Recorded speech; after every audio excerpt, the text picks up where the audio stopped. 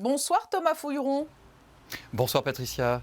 Ce déplacement à Kiel marque en quelque sorte le coup d'envoi des différentes célébrations qui vont accompagner le 100e anniversaire Albert Ier.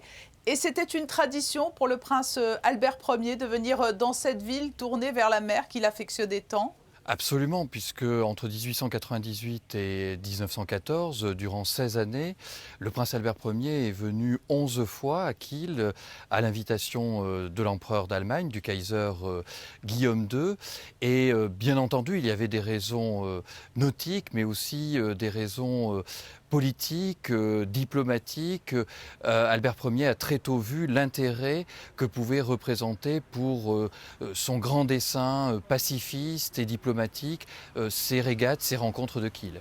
Oui, c'est-à-dire qu'en toile de fond, il y avait une certaine forme de diplomatie qui se mettait en place. Si le prince Albert Ier est venu une première fois à Kiel en 1898, c'est à l'invitation du Kaiser, parce qu'Albert Ier voulait parler au Kaiser de ses projets d'observatoire météorologique, notamment aux Açores, qui pouvaient intéresser l'ensemble des nations européennes et évidemment qui nécessitaient une coopération internationale.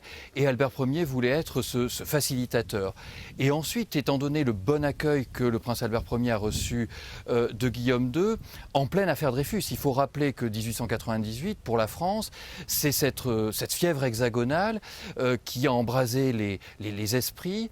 Et Albert Ier acquiert du Kaiser la certitude de l'innocence du capitaine Dreyfus. Et il propose au Kaiser, qu'il invite pour les éditions suivantes, de jouer en quelque sorte un petit peu le rôle de médiateur qui pourrait établir un dialogue hors des contraintes des voies diplomatiques normales pour faciliter la résolution de questions, de crises qui évidemment ne cessaient de polluer la relation franco-allemande. Mais au-delà de ces discussions informelles, plus ou moins informelles au plus haut niveau, que faisait-il toutes ces années où il est venu à Kiel? Il régatait, c'était le plaisir de voir les régatiers? Il a régaté avec l'empereur d'Allemagne. On a de très belles photos donc, où le prince est embarqué sur le navire du Kaiser.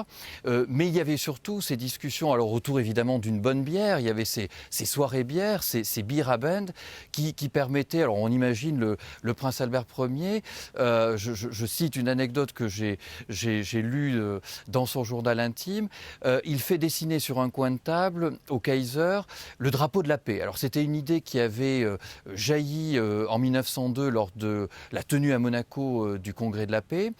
Et Albert Ier pense que c'est une bonne idée de demander au Kaiser, en signe de bonne volonté, de dessiner ce drapeau. Et il dessine alors avec les couleurs monégasques une croix et puis autant d'étoiles blanches que de pays participants à ces congrès de la paix. Alors malheureusement, évidemment, c'est une initiative qui verra des oppositions du côté anglais, du côté français, parce que c'était difficilement acceptable que l'empereur d'Allemagne ait pris l'initiative d'un drapeau pour la paix européenne. On sait également que le prince Albert Ier a conduit beaucoup d'expéditions, d'explorations pour des expérimentations. Est-ce que cette mer du nord de l'Europe, à Kiel aussi, a été un terrain de jeu dans ce domaine-là ? Qu'il était parfois une étape ou un point de départ en direction de la zone arctique, en direction de la Norvège, de Bergen, puis du Spitzberg. Donc il y avait en quelque sorte un itinéraire pour le prince Albert Ier, ritualisé, qui réunissait ces deux grandes amours, à la fois la diplomatie européenne et puis l'océanographie, et en particulier la connaissance et la protection du monde arctique, du monde polaire.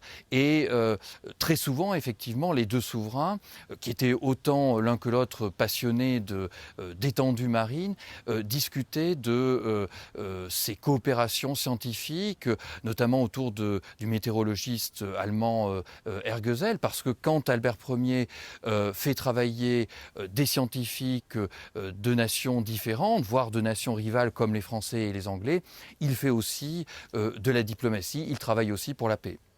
Merci beaucoup Thomas Fouilleron d'avoir répondu à nos questions en duplex de Kiel en Allemagne. Je vous remercie.